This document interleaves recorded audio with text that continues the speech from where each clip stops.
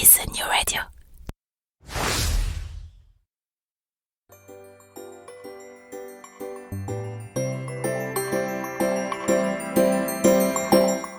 Bon matin, mon nom est Jean-Michel Lhomme et vous vous apprêtez à écouter Fais-tu frette, le podcast où les Québécois expliquent le vrai Québec à un Français fraîchement débarqué.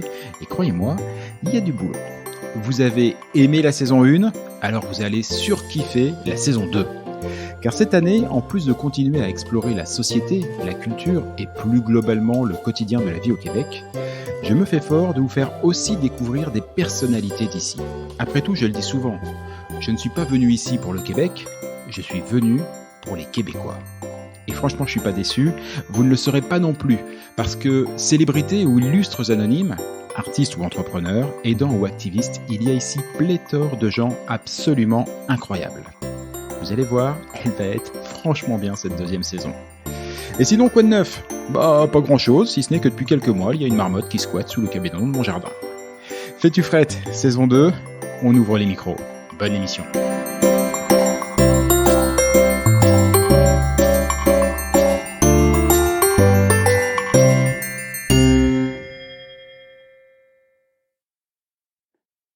La santé est au cœur de nos vies.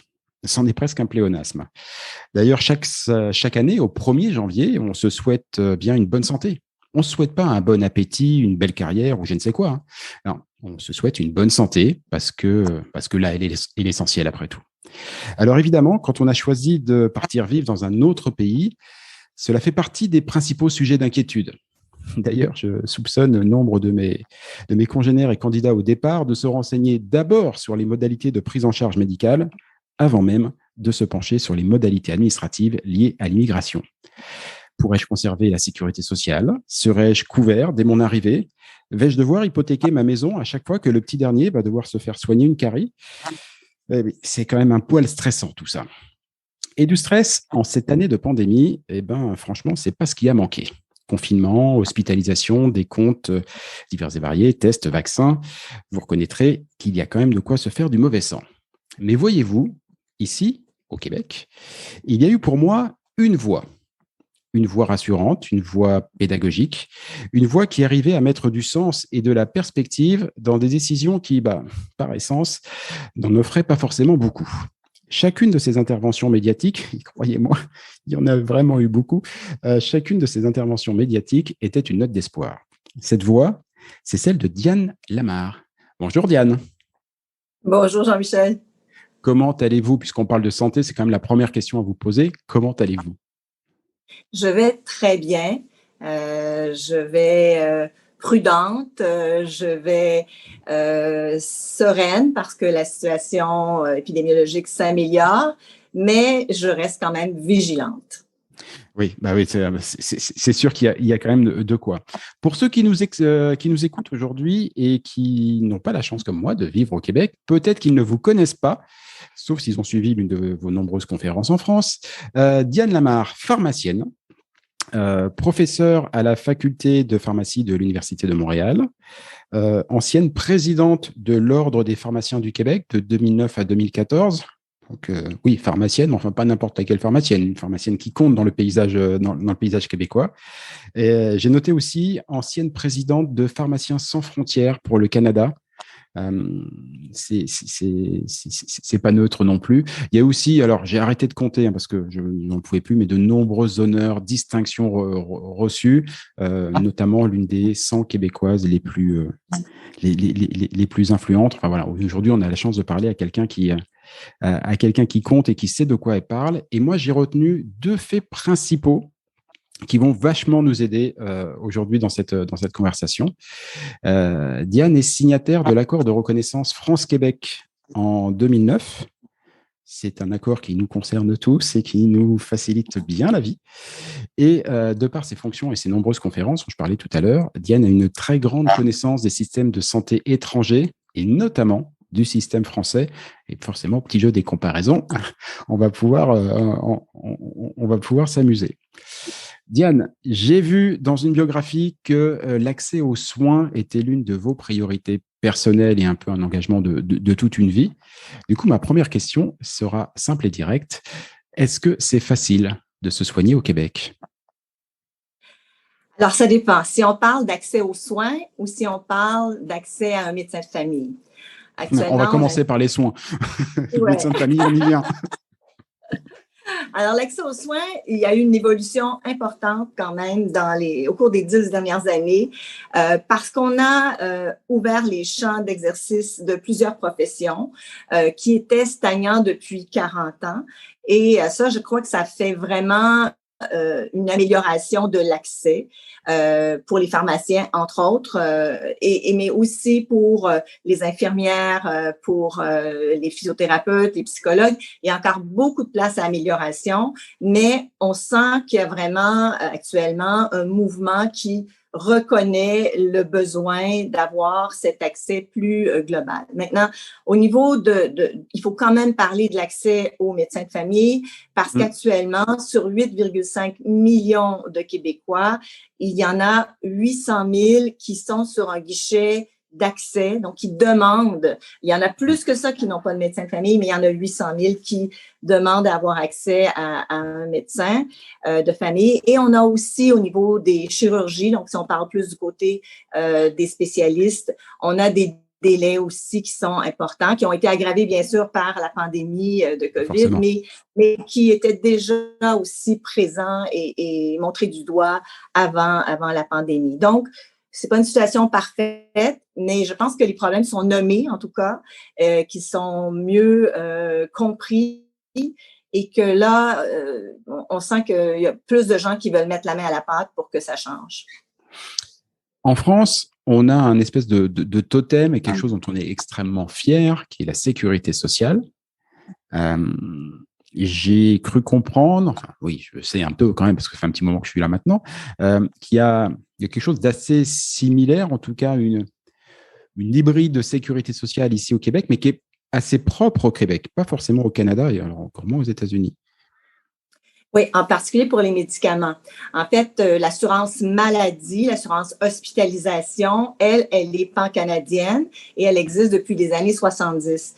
Mais pour les médicaments, il y a que le Québec qui assure, qui oblige en fait une assurance médicaments universelle depuis 1998 et ce programme fait en sorte qu'effectivement il n'y a plus vraiment de raison pour les gens de ne pas avoir accès à la médication dont ils ont besoin. C'est un régime hybride, c'est-à-dire qu'il y a des gens qui sont assurés par le gouvernement, entre autres les aînés, les 0-18 ans, mais il y a aussi des gens qui peuvent être assurés par le biais de leurs employeurs et ces employeurs sont tenus de couvrir au minimum les mêmes médicaments que ce que le régime général d'assurance médicaments, donc ce que la Régie d'assurance maladie du Québec couvre comme médicaments. Et il y en a beaucoup, là. Il y a des milliers de médicaments. Donc, la couverture est quand même assez complète et assez généreuse. Et pour terminer le tableau, avant de rentrer point par point dans chacun des éléments qui composent la santé au Québec, on vient de mettre le point dessus, c'est-à-dire qu'il y a un régime d'assurance maladie, la fameuse RAMQ, pour le Québec, ce qui veut dire qu'il n'y a pas forcément l'équivalent au Canada, parce qu'un autre élément, c'est qu'on est ici dans un système fédéral. Et alors, j'ai notamment vu, ça va dire que ça m'a sauté aux yeux, a priori pas qu'à moi, au moment de la pandémie, lorsque la vaccination est arrivée, que ça pouvait être un facteur, on va dire, si ce n'est de complexité, au moins de chicane. C'est-à-dire que on avait, il faut me dire si je dis des bêtises, mais grosso modo, le fédéral qui expliquait aux provinces, dites donc, moi je vous ai fourni des vaccins, faudrait peut-être penser un petit peu à vacciner. Et les provinces qui disaient, bah, vous êtes gentils, nous on est prêts à vacciner, mais vous n'êtes pas capable de nous fournir les vaccins. Voilà. Donc je me dis, ça ne doit pas être que simple tous les jours. Non. En fait, il y a la santé est principalement l'apanage des provinces. Et donc, dans les champs de compétences qui ont été à la Constitution, la Confédération, eh bien, l'éducation et la santé ont clairement été confiées aux provinces, à chacune des provinces, des 10 provinces et des territoires. Maintenant, il reste un enjeu qui est l'homologation, donc l'autorisation d'urgence, par exemple, des vaccins contre la COVID. Ça relève du fédéral. Donc, ça relève du Canada. Et dans ce cas-ci, l'approvisionnement et donc le contrôle de la qualité, le contrôle de la sécurité, l'étiquetage, ça relève du gouvernement canadien. Mais par la suite, la distribution, la façon de faire qu'on va mettre certains médicaments en vente libre ou non, ça relève davantage, en tout cas, de la façon dont ils vont être utilisés et répartis dans les officines. Ça relève davantage des provinces. Ouais, et on est en plein dans l'actualité, hein, parce que on vient d'avoir des élections fédérales il y a quoi? Il y a 2, 3, 4 semaines maximum. Et il y a eu une petite passe d'armes assez sympatoche, ma foi, entre Justin Trudeau, Premier ministre du Canada sortant et finalement réélu, et François Legault, Premier ministre du Québec, l'un disant je suis prêt à augmenter ma subvention, enfin mon transfert de fonds aux provinces pour qu'ils puissent augmenter leur budget santé, mais je veux savoir ce qu'ils feront de l'argent que je vais leur donner. Et François Legault disant non, précaré ici, hein, c'est de la responsabilité province, envoyez l'argent, on en a besoin, mais après, c'est nous qu'on gère. On sent qu'il doit y avoir 2-3 réunions assez sympas quand même de temps à autre entre les deux. Oui, tout à fait. Mais en fait, c'est qu'il y a beaucoup de champs de compétences qui sont réservés au fédéral. Par exemple, les communications, la gestion des énergies, en gros. Mais la santé et l'éducation, je pense que les besoins peuvent être différents et ça se justifie que ce soit adapté à chaque province. On peut le voir sous différents angles. On pourrait dire le fédéral ne redonne plus ce qu'il donnait au départ. À la création de l'assurance, le fédéral redonnait 50% des sommes qu'il récupérait aux provinces. Et là, écoutez, ça s'est effrité jusqu'à à peu près 20% actuellement.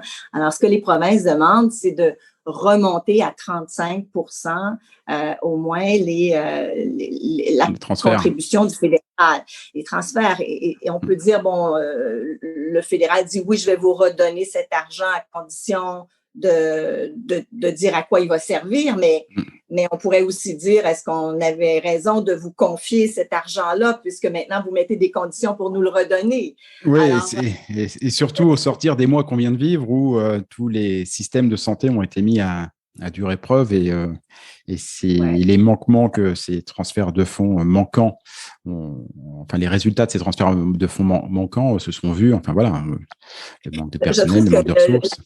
La santé fait référence à beaucoup de problèmes qui effectivement sont spécifiques. C'est sûr qu'à travers tout le Canada, il y a des gens âgés, mais le Québec en a plus. Le Québec, l'Ontario ont, toute proportion gardée, plus de personnes âgées. Alors ça aussi, on peut se dire, est-ce que chaque personne a la même valeur dans la redevance que le gouvernement fédéral redonne aux provinces? C'est un autre enjeu dont on pourrait parler.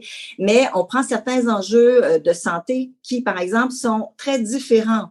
La crise des opioïdes en Colombie-Britannique, là, qui est la province la plus à l'ouest, eh bien, elle est très, très présente depuis déjà plusieurs années, depuis au moins 10 ans. Il y a des dizaines de décès quotidiens par des surdosages ou par des médicaments qui sont des drogues qui sont auxquelles on ajoute du fentanyl, par exemple.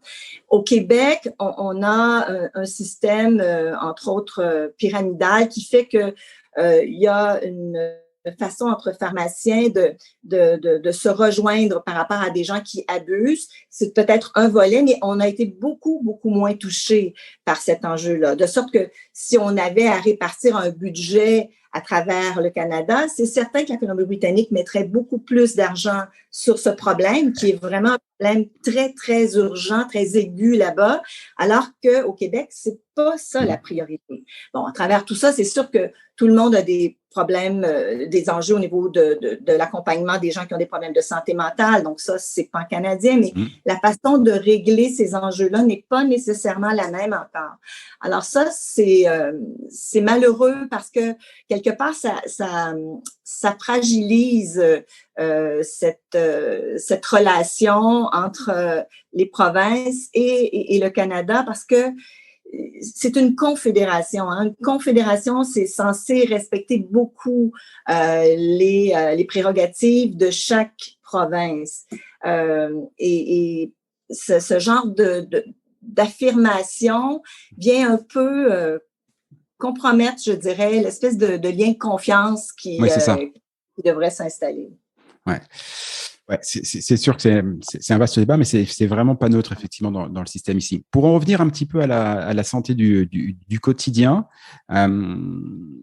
j'aimerais bien essayer de juste comprendre la philosophie du système de santé au quotidien ici. Je vais expliquer ma question parce que je pense que en l'état, elle n'est pas super claire. Je me suis renseigné, évidemment, comme beaucoup, avant de venir.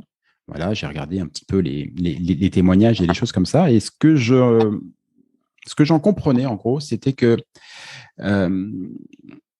pour tout ce qui va être, on va dire, de la médecine vraiment du quotidien, ce qu'en France, on appelle la bobologie. Je ne sais pas si le terme existe, mais les petits rhumes, les petites choses comme ça et tout. On dit première.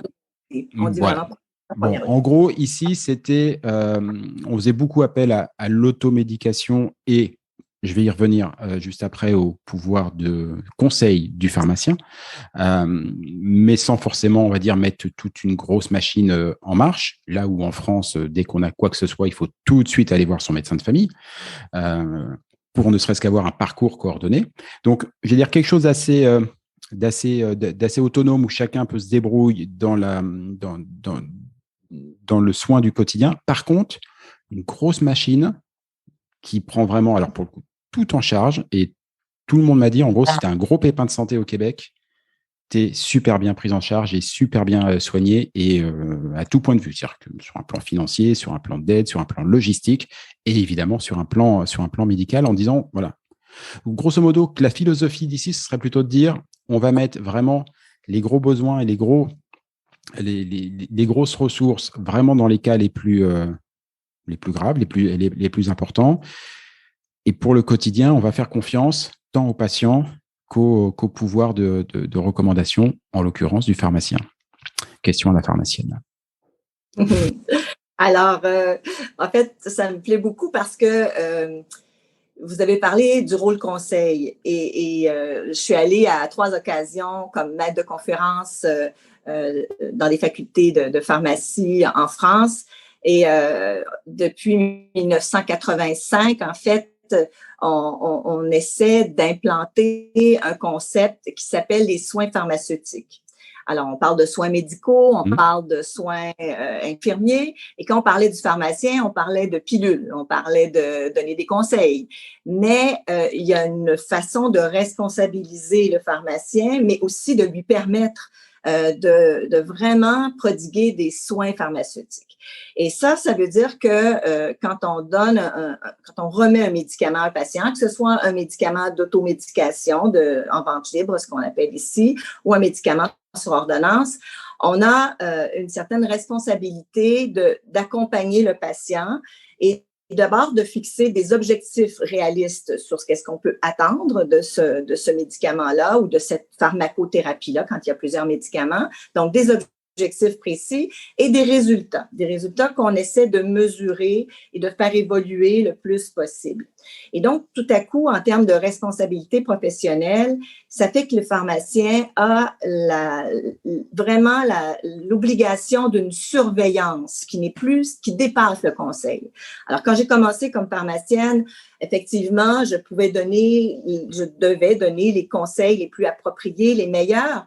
Mais si au bout d'un mois ou 2 mois, je constatais ou je questionnais pas le patient pour savoir si son incontinence urinaire s'était améliorée avec le médicament que je lui avais donné et qu'il était toujours prêt avec le même problème, j'avais pas cette imputabilité, j'avais pas la responsabilité d'accompagner le patient.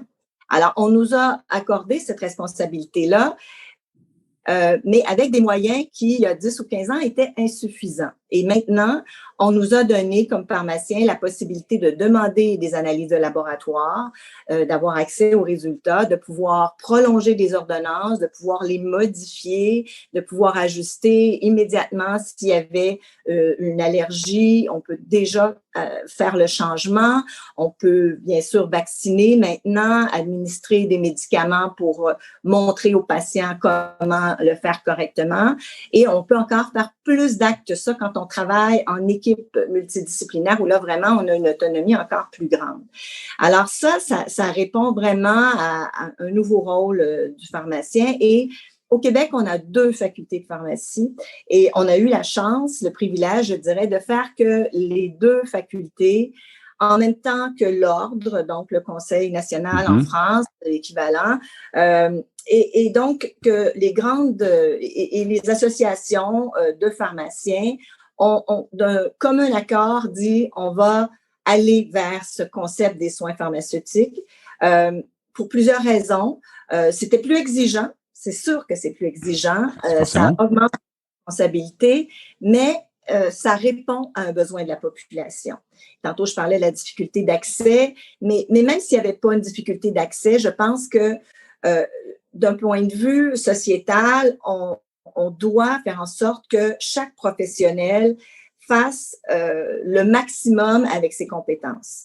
En pharmacie, c'est la même chose en France. Ce sont des gens qui ont, ici, on appelle ça une cote R, donc de très, très bonnes notes, qui ont un potentiel important.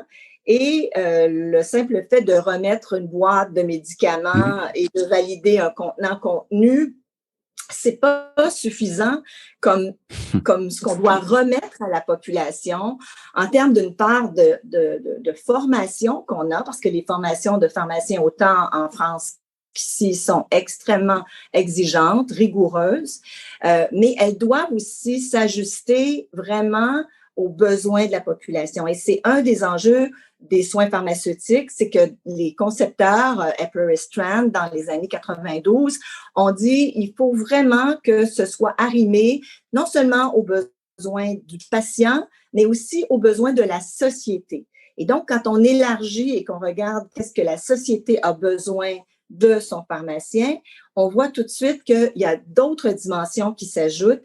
Et c'est ça qu'on est vraiment en train de mettre en place. De 2009 à 2014, tantôt vous disiez, quand j'étais présidente de l'Ordre des pharmaciens, ça a été vraiment un combat. Et on peut le dire comme ça, il y avait énormément de résistance. Plusieurs autres provinces canadiennes avaient ouvert les champs d'exercice des pharmaciens avec quelques actes. Mais au Québec, on était le seul endroit où on avait 25% des gens qui n'avaient pas accès à un médecin de famille, alors que dans les autres provinces, c'était 5 ou 10% seulement. Et nous, on était vraiment encore circonscrits à nos anciens rôles et à nos anciens champs d'exercice. Alors, j'ai donc fait avancer cette loi. Mais pour vous montrer la résistance, la loi a été adoptée en décembre 2011 à l'unanimité par les 125 députés de l'Assemblée nationale. Bravo. Elle est entrée en vigueur en 2015. En 4 ans. Donc, il y a eu encore 4 ans de résistance à tous les niveaux, que ce soit sur le remboursement de ces actes, que ce soit sur la reconnaissance, enfin, les règlements qui découlaient là, oui, comme toujours, on est d'accord sur le principe. Déjà, on met du temps à se mettre d'accord sur le principe, mais après. Et on ne sentait pas l'urgence, alors que comme pharmacien, et ça c'est aussi vrai en France qu'ici, nous sommes vraiment des professionnels qui sommes au carrefour de la vie des gens. Nous sommes là aux tests de grossesse et nous sommes là dans les soins palliatifs. Nous sommes là tout au long de la vie quand les gens sont hospitalisés, quand ils reviennent de l'hôpital. Alors, on est vraiment très, très conscient. On est disponible. Je ne sais pas comment c'est maintenant en France, mais au Québec, le pharmacien est à peu près le seul professionnel qu'on peut voir sans rendez-vous. Alors, donc, on peut entrer et avoir cet accès direct.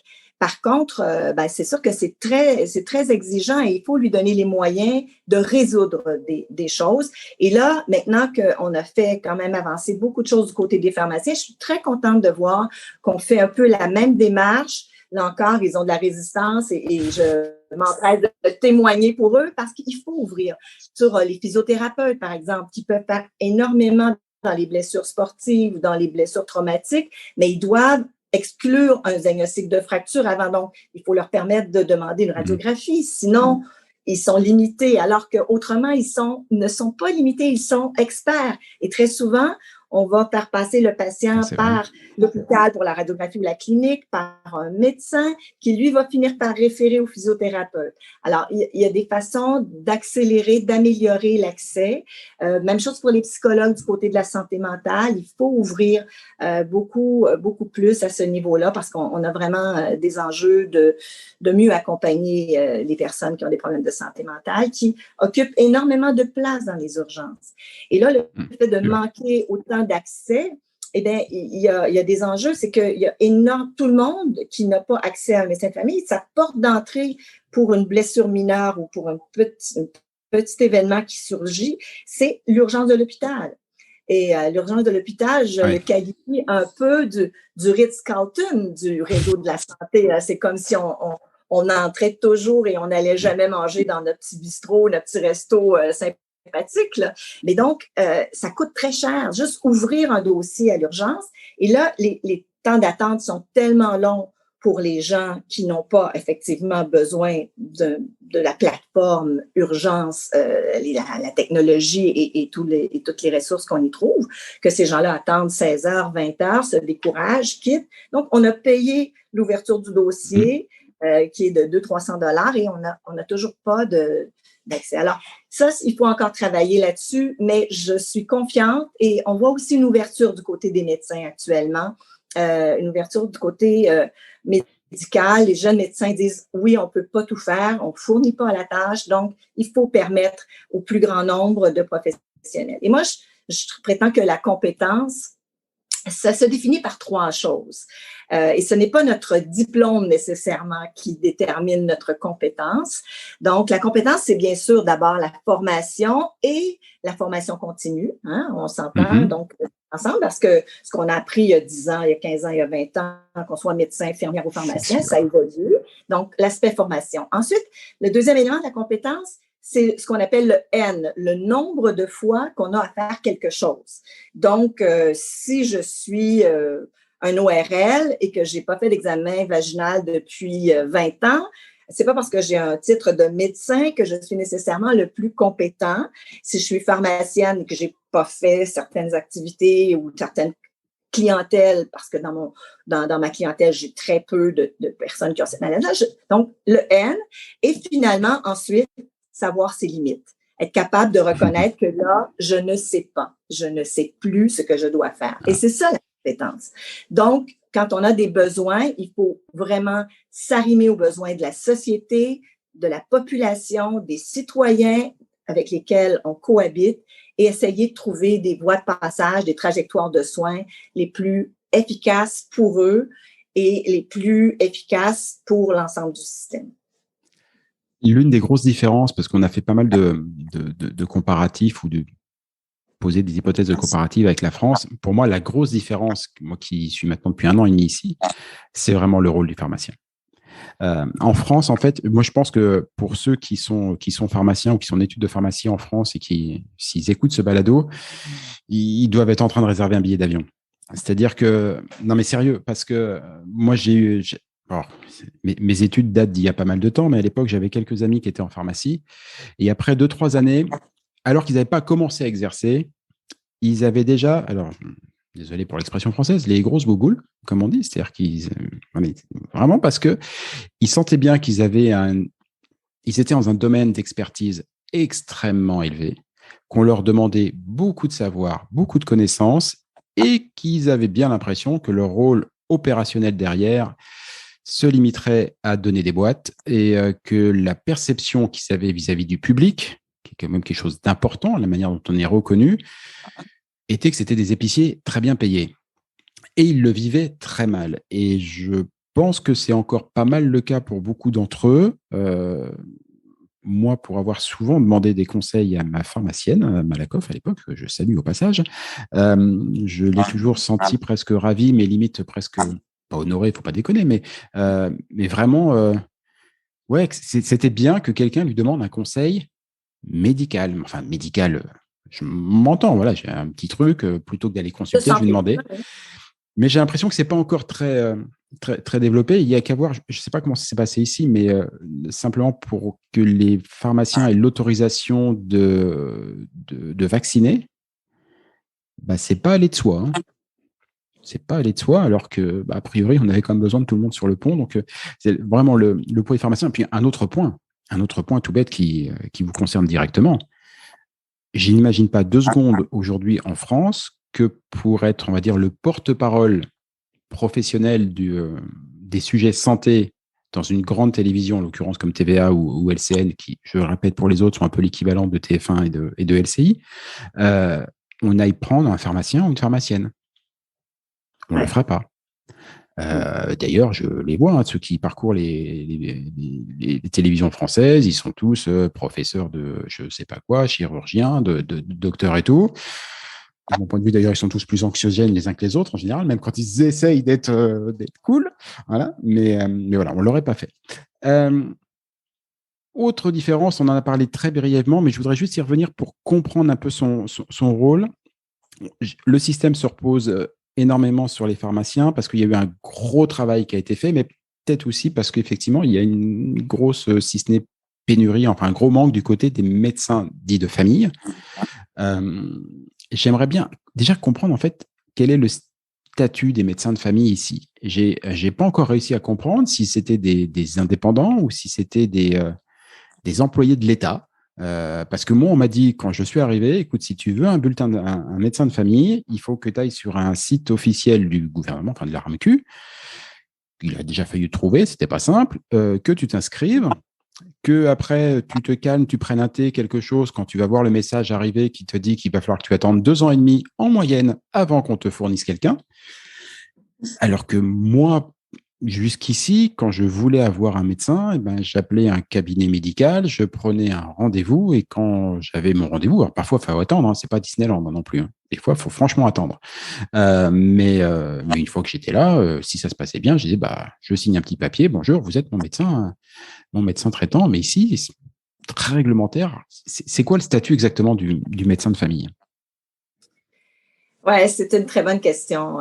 C'est un enjeu. En fait, on a, il y a une quinzaine d'années, développé un concept. Les médecins travaillaient beaucoup dans des cliniques médicales dont ils étaient en général propriétaires, mais ils étaient quand même des employés de l'État parce que leur rémunération venait exclusivement de la Régie d'assurance maladie, donc rémunération à l'acte. Okay. Alors, c'était cette façon un peu hybride.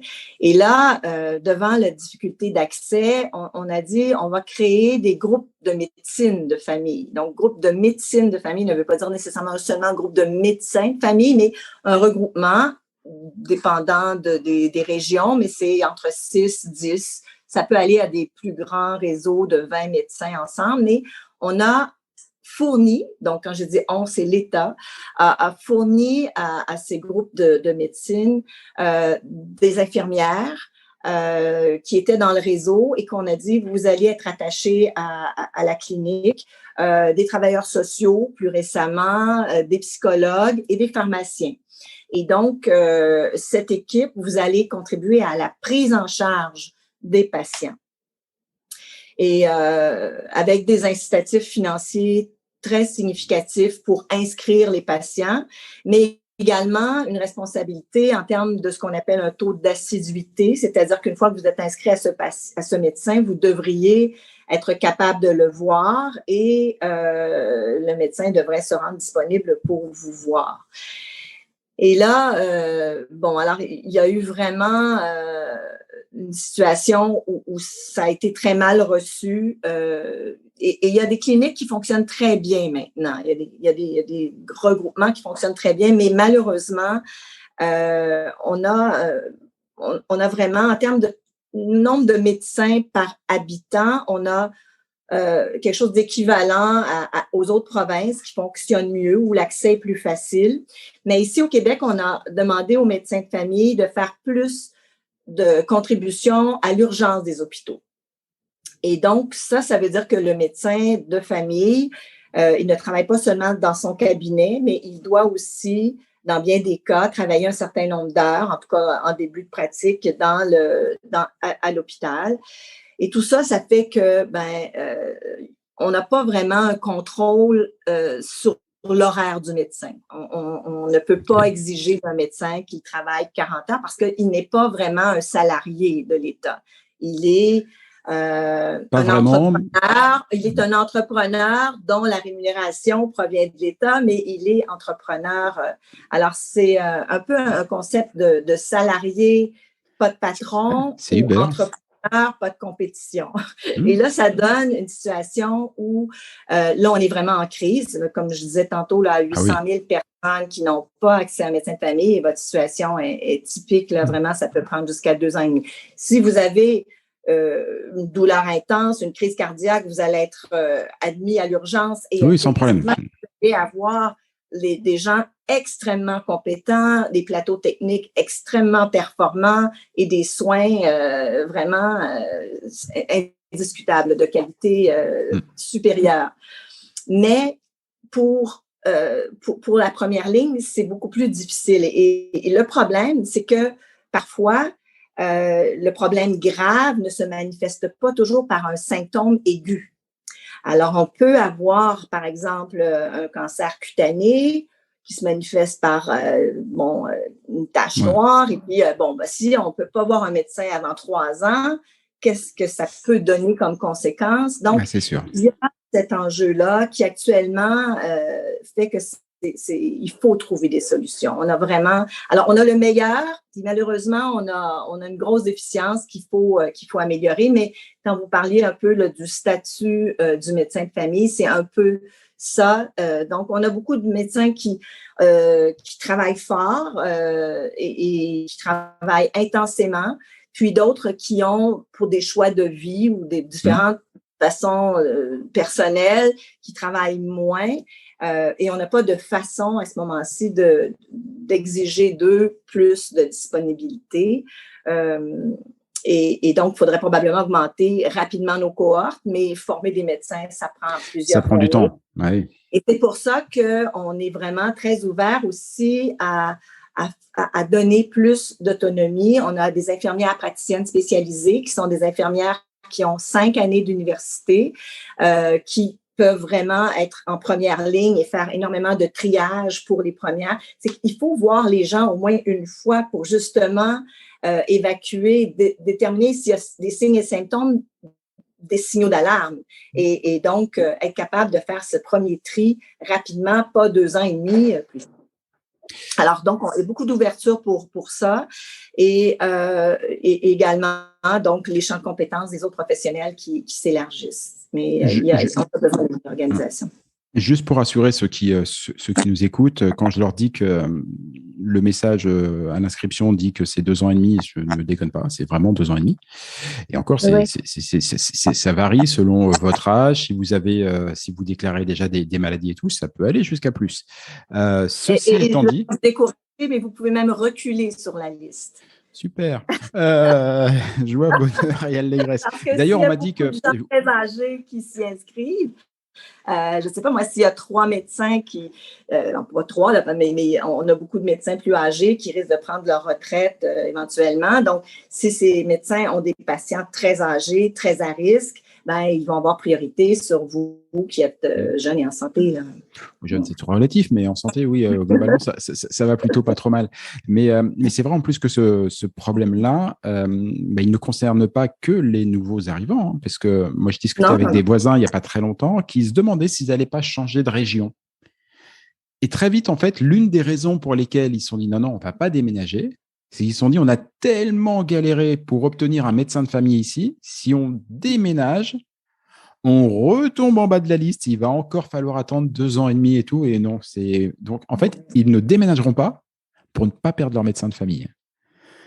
C'est quand même particulier. C'est vraiment une situation particulière. Je pense que dans les 5 à 10 prochaines années, il va y avoir un rééquilibre qui va se faire. mais on a du retard. On a du retard parce que même si aujourd'hui, on est très fiers effectivement de, par exemple, ce que les pharmaciens peuvent faire, et les médecins en témoignent là, maintenant, mais on a eu un délai de 5 à 10 ans. Je prends l'exemple de l'Ontario. Ils ont 3500 infirmières praticiennes spécialisées dont je vous parlais tantôt. On en est à 700 ici parce qu'il y a 10 ans, il y avait une résistance à accueillir ces femmes et ces hommes, là, parce qu'il y a certains hommes aussi qui font le programme, mais principalement des femmes qui sont vraiment bien formées actuellement pour accueillir les gens à la première ligne. Alors, ça va évoluer, mais on a encore une période de tension. C'est sûr, il faut du temps. Il y a quand même une petite lueur d'espoir. Là aussi, c'est un témoignage personnel, mais n'étant là que depuis 1 an et demi, j'ai quand même réussi par 2 fois à consulter un médecin de famille grâce à la télémédecine, à des applications qui existent. Il y en a pas mal, c'est assez développé. Bon, c'est payant, voilà. Donc, c'est comme ça, c'est le jeu, ma pauvre Lucette. Mais au moins, quand on a quelque chose, voilà, on n'est pas forcément tout de suite contraint d'aller aux urgences. Il y a quand même des moyens on va dire, c'est pas idéal, c'est pas quelqu'un qui nous connaît, voilà, mais au moins on peut voir quelqu'un, même pour quelque chose de très mécanique. Bon, en l'occurrence, c'était une épaule en vrac, hein, donc je n'aurais pas forcément pensé à faire soigner une épaule en vrac par télémédecine. Et au final, ça marche très bien. Mais ce sont des vases communicants et il faut faire attention parce que plus le médecin passe de temps dans le système privé, moins il en passe dans le système public et donc plus on diminue l'accès du système public. Alors, il faut être très prudent. Moi, je pense que c'est quand même dans les enjeux qui contribuent à la justice sociale. Tantôt, vous parliez que j'avais été présidente de Pharmaciens sans frontières. Quand même, j'ai vu beaucoup de pays, pas tous très, très défavorisés, un certain nombre très défavorisés. Je suis allée à Haïti, je suis allée dans plusieurs pays d'Afrique, mais des pays aussi européens, la Bosnie, le Kosovo, l'après-guerre et tout ça. Donc, il y a plusieurs... l'élément, vraiment un élément déterminant de la justice et de l'équité sociale, c'est cet accès universel au système de santé. Et quand on se met à faire payer les gens, finalement, il y a des gens pour qui même un petit montant est un frein à l'accès. Et ce sont des gens souvent défavorisés, des gens qui ont des problèmes physiques, mais jumelés avec des problèmes psychosociaux. Et ça, si on n'en prend pas bien soin de ces gens-là, bien, ça amène d'autres conséquences qui peuvent affecter la qualité de vie de l'ensemble d'une société. Alors, je crois qu'on doit prendre la mesure. Et une des choses que j'ai faites quand j'étais députée à l'Assemblée nationale, on a maintenant un carnet santé, donc on peut aller consulter certaines données. Et j'avais demandé que, avec la RAMQ, on inscrive le montant, la valeur des activités, des soins qu'on avait reçus. Et donc, ça s'est ajouté, cette dimension-là. Pas les honoraires des médecins. Ça, c'est pas dans le système, mais le coût d'un examen pour qu'on prenne la mesure de la valeur d'un système de santé publique. C'est incroyable.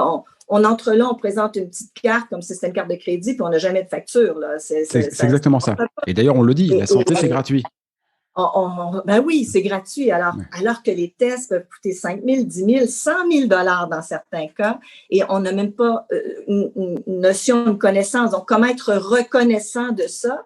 Et oui, on est capable, quand on a une condition mineure comme votre épaule, mais la journée où vous auriez une maladie beaucoup plus grave qui coûterait des centaines de milliers de dollars, là, il faut vraiment que le système public soit au rendez-vous et qu'il soit encore présent et qu'il soit encore fort et qu'il soit encore bien nanti de tous ces professionnels et des plateaux techniques qui sont nécessaires pour qu'on puisse bien. Et ça, c'est vachement bien de valoriser vraiment, mais en espèce sonnante et trébuchante, mais dire combien ça coûte, parce que quand on va dans une chambre d'hôpital, voilà, on y reste 2-3 jours, ça nous coûte absolument rien. En général, on sort en disant ok, ça va mieux, mais la bouffe était pas bonne.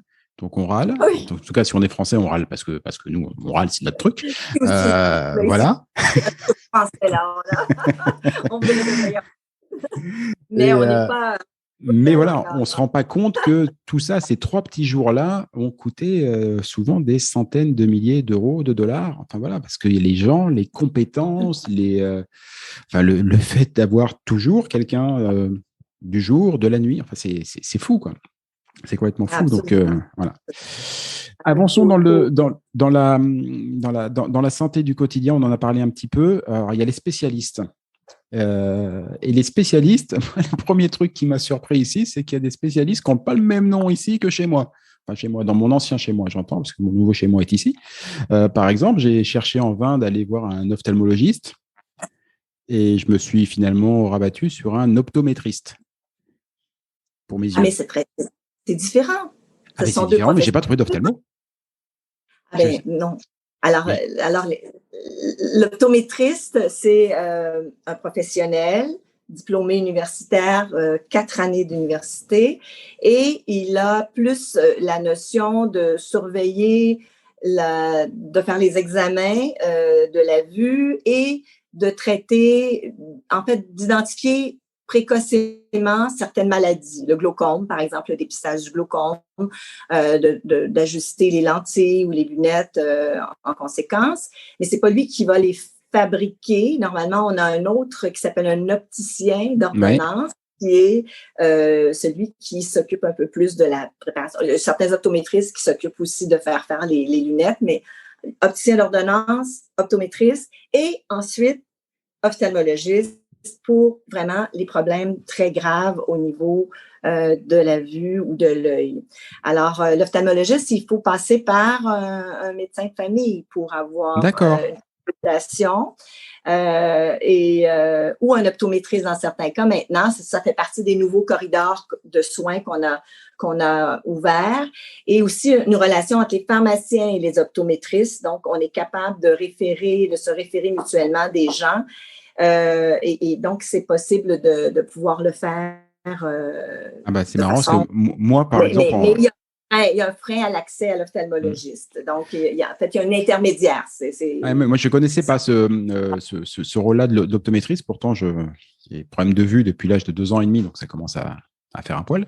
Et j'ai toujours eu que l'ophtalmologiste d'un côté que j'allais voir en général à peu près tous les ans, qui est souvent d'ailleurs un chirurgien ophtalmologiste, en tout cas en France, et puis vraiment l'opticien pour, une fois que j'avais mes prescriptions, choisir des lunettes qui allaient me rendre d'un sex appeal absolument torride quand c'était comme des culs de bouteille à l'époque. C'était des trucs énormes. Voilà. Ok, bon, il y a deux, trois petites choses comme ça qui changent, mais rien de bien méchant. Et puis, bah, le dernier étage de la fusée, si je dis pas de bêtises, bah, c'est l'hôpital. L'hôpital ici. Alors, pour le coup, mais c'est presque dommage, j'ai pas trouvé beaucoup de différence entre l'hôpital québécois et l'hôpital français. Et pourquoi je dis que c'est presque dommage? Parce que bah, quand on en parle aujourd'hui, on en parle à peu près avec les mêmes mots. Et les mêmes mots, je vais l'écrire MOTS, mais aussi MAUX. Pénurie de personnel, pénurie d'infirmières, manque de reconnaissance financière notamment. Euh, on sent un hôpital qui est à la fois performant. Tous les gens qui y vont en sortent, ils sont contents. Ceux qui en ce moment ne peuvent pas y aller râlent parce que il y a des retards, des reports de soins qui sont faits. Mais voilà, un hôpital performant, mais un hôpital qui souffre. Effectivement, il y a eu une situation où on n'a pas été assez à l'écoute, principalement des infirmières, mais aussi des préposés aux bénéficiaires, où on a instauré des réductions ou des contrôles, ne serait-ce que de maintenir un budget sans l'augmenter dans un établissement de santé. C'est sûr que l'indexation des salaires, tout ça, ça fait qu'on est obligé de couper sur autre chose. Et donc, on n'a pas remplacé certains postes, on n'a pas. Mais peut-être aussi qu'on a concentré beaucoup de choses à l'hôpital et que là, on commence à se dire, mais peut-être qu'il y a d'autres endroits où il faudrait amener les gens avant d'aller à l'hôpital ou je prends l'exemple, j'en ai parlé tantôt, mais des problèmes de santé mentale. Moi, j'ai été sur le conseil d'administration d'un groupe de paramédics, donc d'ambulanciers, et il me disait, dans une semaine, on peut avoir 3 fois la même personne en détresse mentale qui nous appelle, on l'amène à l'hôpital, on la garde pour 24 heures, on la fait ressortir. 2 jours plus tard, elle appelle encore. La seule option qu'on a, c'est de la ramener à l'hôpital. Donc, ça, c'est une façon inadéquate de répondre à un besoin de santé et ça coûte cher et c'est pas performant et c'est pas aidant pour les personnes. Donc, on n'apporte pas le bon soin à la bonne personne. Donc, il y a vraiment une réflexion profonde à faire à ce niveau-là. Maintenant, pour les infirmières, effectivement, on a vraiment manqué un rendez-vous. Nous, on a beaucoup aussi fait de grands centres. Donc, en 2015, le ministre de la Santé de l'époque a décidé, on était dans une période qui avait été décrétée d'austérité par le gouvernement de cette époque-là et on en a profité pour faire une grande centralisation de sorte que tout le monde était regroupé dans à peu près une trentaine de grands centres qui incluent l'hôpital, mais aussi les maisons de retraite ou ce que nous on appelle les CHSLD ou les centres locaux de services communautaires. Donc, on a tout rapatrié ça dans quelque chose qui est géant, mammouth, et donc où les enjeux, par exemple, de protection de la jeunesse ou les enjeux de santé mentale ou de gens très âgés en perte d'autonomie à domicile n'étaient pas entendus. C'est très difficile de les faire se rendre au point décisionnel. Alors, c'était ça crée vraiment de grandes lacunes et des préjudices jusqu'à un certain point là, à ces groupes-là, parce que, évidemment, l'hôpital, on disait que ça fait des systèmes hospitalo-centrés et un hôpital, ses besoins sont illimités, autant en besoin de médicaments qu'en équipement, qu'en technologie. Alors, tout ça, ça fait qu'on a un peu abandonné les travailleurs de la santé et les gens qui étaient près des gens. Et c'est ça qui amène cette situation-là. Je vais quand même faire un bémol parce que dans les hôpitaux, en tout cas du Québec, par rapport aux hôpitaux que j'ai eu la chance de voir en France et où les soins sont excellents aussi en France, mais au Québec, on a quand même des équipes interdisciplinaires, je pense, beaucoup plus développées que ce qu'on a en France. Et donc, on a des pharmaciens qui sont sur les départements d'hémato-oncologie et qui participent vraiment intensément avec les médecins. On a avec les équipes, avec les infirmières, donc il y a vraiment un travail multidisciplinaire, interdisciplinaire, très, très développé dans beaucoup d'hôpitaux. Ça, c'est bien acquis, c'est bien installé, c'est bien valorisé, je dirais. Et il faut trouver la même façon de faire maintenant en communauté pour les soins ambulatoires. L'autre dimension où on s'est distingué aussi, c'est l'aide médicale à mourir. Alors, qu'on a accepté donc depuis déjà quelques années et qui s'installe bien tout en développant beaucoup de maisons de soins palliatifs qui offrent aussi un accompagnement très, très, très positif, autant pour les patients, parce qu'il y a une expertise. On pense souvent que les soins de fin de vie, c'est de la morphine, et puis c'est beaucoup plus complexe que ça. Et si on accompagne bien la personne, si on réussit à bien diminuer ses symptômes, et si on accompagne en plus ses proches, je pense qu'on réussit à faire de cette période qui est toujours douloureuse, une période de transition qui est en tout cas, qui permet à la vie de bien se continuer. C'est sûr. C'est vrai que c'est aussi la gestion du grand âge. C'est un sujet à part entière. Très étonnamment, je l'ai évoqué avec ma dernière invitée, Gabrielle, dans le registre de l'immobilier. Je ne sais pas pourquoi c'était venu, mais avec quelque chose de progressif ici. On a les RPA, qui sont des résidences pour personnes âgées ou aînées. Je crois que ça a changé de nom. Où on a des gens qui sont encore en situation d'autonomie, mais qui vont bénéficier, on va dire, d'un environnement sécuritaire avec des animations, parfois une cantine ou une restauration collective qui peut être proposée, mais les gens restent autonomes. Et puis l'étape d'après, quand on a perdu l'autonomie, les CHSLD, qui sont l'équivalent pour les Français des EHPAD. Et c'est vrai que c'est un gros sujet. Je vois l'heure qui file et il va quand même falloir que je vous libère. Du coup, j'ai une question. Alors, la transition n'est pas facile, mais celle-là, elle est quand même super importante et elle fera bien la conclusion. Moi qui viens d'arriver au Québec et qui ne suis pas habitué à ces températures qu'on a pendant 6 mois de l'année, est-ce que je suis irrémédiablement condamné à avoir le nez qui coule pendant 6 mois? Alors, vous allez probablement développer une certaine immunité à nos virus. Alléluia. Parce que je vous dirais que chez les enfants, c'est très fréquent, mais habituellement, les adultes, on s'en sort à 2 ou 3 infections des voies respiratoires supérieures, là, rhume ou influenza par année, mais les enfants, eux, ont facilement 7, 8 de ces infections. Il faut quand même noter que les mesures sanitaires qu'on a imposées à cause de la pandémie ont diminué énormément. L'année dernière, on n'a pas eu de grippe, à peu près d'influenza. Donc, peut-être que le port du masque, c'est quelque chose qu'on devrait envisager quand on se sent un peu fiévreux et quand on a ces symptômes et qu'on diminuerait la propagation. Donc, je pense qu'on a un peu de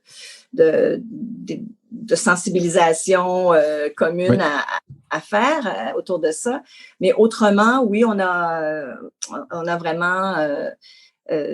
en fait, on le sait, là, c'est pas le froid qui fait qu'on attrape ces virus. Hein? Il faut bien le clarifier. Les virus sont tout à fait... ils se reproduisent, mais c'est la promiscuité, c'est la vie intérieure, c'est le partage de choses à l'intérieur, comme dans le lieu de travail, avec les enfants. C'est ça qui nous permet par le contact. Donc, le froid fait qu'on est plus à l'intérieur et le fait d'être plus à l'intérieur fait qu'on chope plus de malades. Donc, en fait, j'ai des conneries. C'est pas du tout la météo du Québec qui est très accueillante au demeurant. Il fait à peine frisquet l'hiver. C'est juste mais en été, c'est magnifique. Ah, mais sincèrement, j'adore l'hiver. J'adore l'hiver. Et la plus belle automne, c'est celle qui se termine. Ça a encore été super court cette année. Enfin, c'est un peu chelou, là. C'est l'automne. Qu'est-ce que l'automne, c'est beau ici. Ah, oui. Les couleurs, la variété des arbres, les essences qui sont très différentes et qui donnent vraiment des paysages uniques. Et d'ailleurs, je trouve que le rapport à la nature pour une bonne santé, quelque chose qui est assez développé ici et qui est assez intéressant. Diane, mille merci. J'ai un merci particulier à faire parce que venant de France et d'un climat assez anxiogène, notamment télévisuel, je tenais vraiment beaucoup à vous remercier, moi, qui ne suis qu'un téléspectateur lambda, parce que le calme, la sérénité et toujours le sourire pour terminer chacune des interventions, et Dieu sait qu'il y en a eu énormément ces derniers temps, font que je pense sincèrement que ça a fortement contribué à la sauvegarde de ma santé mentale lors des derniers mois. Et ça fait vraiment du bien et ça fait partie des choses pour lesquelles je suis content d'être là. C'est très gentil. C'est vrai, j'ai fait en moyenne 5 présences. Je vous parle de mon bureau dans les studios. Ce que les gens ignorent, c'est que pendant toute la pandémie et même encore, quand ils me voient à l'écran parler avec l'animateur, en fait, je parle à une caméra noire avec une petite flèche blanche. Donc, le sourire, je vous imagine tous derrière parce que c'est à vous que je le fais, mais je n'ai aucune personne devant moi de proximité. Donc, les mesures de sécurité sont bien respectées. Mais je vous dirais que dans ma vie personnelle, tantôt, je parlais de l'équité sociale, la justice sociale, l'accès à la santé, mais aussi l'accès à l'éducation, qui ici est vraiment universel avec des frais de scolarité très bas.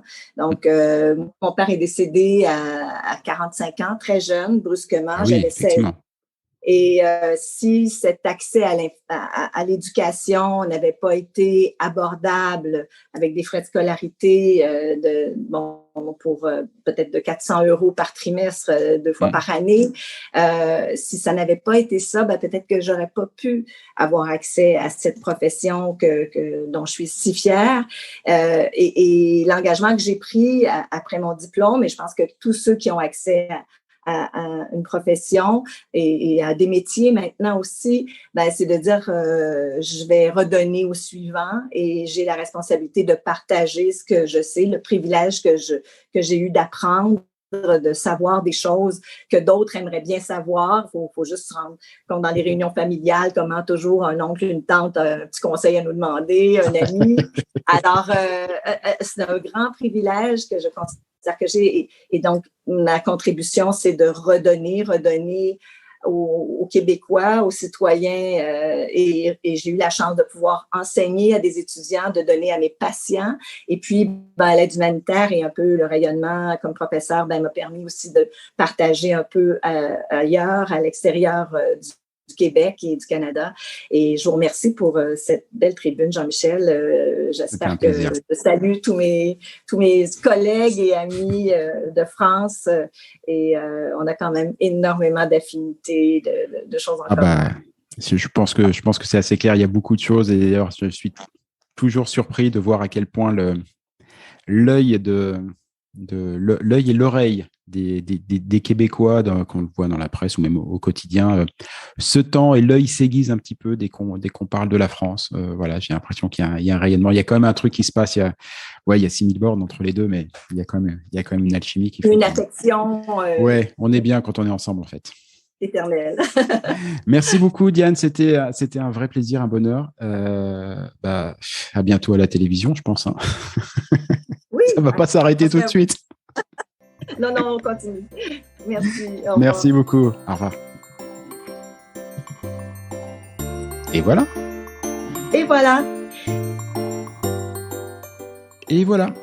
Fais-tu frette, c'est fini pour aujourd'hui. Si vous êtes arrivé jusque-là, bravo, vous avez vraiment toute mon admiration. Mais bon, c'est probablement parce que cela vous a plu au moins un petit peu. Ou que vous êtes alors complètement maso. Par défaut, j'opte quand même pour la première hypothèse. On va dire que c'est mon côté optimiste. Alors s'il vous plaît, rendez-moi service. Partagez ce podcast, parlez-en à vos amis, abonnez-vous et surtout, donnez-lui une note. Alors juste pour info, même si ce programme reste évidemment très perfectible, inutile de mettre un 3 ou un 4 sur 5. Au royaume d'Apple et consorts, il n'y a que le 5 sur 5 qui compte. Eh oui, c'est le jeu ma pauvre Lucette. Alors je compte sur vous. Pour le reste, vous trouverez tous les liens, les références vers les livres, les spectacles, les programmes et que sais-je dont on a pu parler au cours de cette émission et même ceux dont on n'a pas parlé mais qui me semblent intéressants. Tout ça, vous le trouverez dans le descriptif, dans les commentaires de ce podcast ou bien alors sur notre site internet faitufrette.com. Sur ce même site, vous avez d'ores et déjà la possibilité de vous inscrire à l'indispensable newsletter hebdomadaire que nous vous préparons et qui sera lancé très prochainement. Et j'y annoncerai les prochaines émissions et partagerai avec vous des articles, des infos, des bons plans qui pourraient bien nourrir votre curiosité à propos du Québec. Enfin justement, puisque vous êtes curieux, je suis sûr que vous avez des questions, des suggestions, que vous aimeriez qu'on traite tel ou tel sujet. Eh bien, je ne demande qu'à vous lire. Envoyez-moi un courriel. Oui, j'ai bien dit courriel. Envoyez-moi un courriel à l'adresse suivante. Fais-tu frette, en un seul mot, tout attaché, sans espace, sans tiret ou quoi que ce soit. Donc, fais-tu frette à commercial. Ah oui, j'ai oublié aussi. Ici, on ne dit pas at ou arrobase, on dit à commercial. gmail.com. J'avoue que c'était pas très clair tout ça. On récapépète depuis le début, vous allez voir, c'est très simple. Fais-tu frette, F-A-I-S-T-U-F-R-E-2-T-E, à commercial, gmail.com. Pas compliqué. Vous vous souvenez qu'au tout début de cette émission, je vous ai dit qu'au Québec, on ne disait pas bonjour, mais bon matin. Et pour cause, car ici, pour se dire au revoir, on se souhaite de passer un bon jour. Alors bonjour à tous et à tantôt.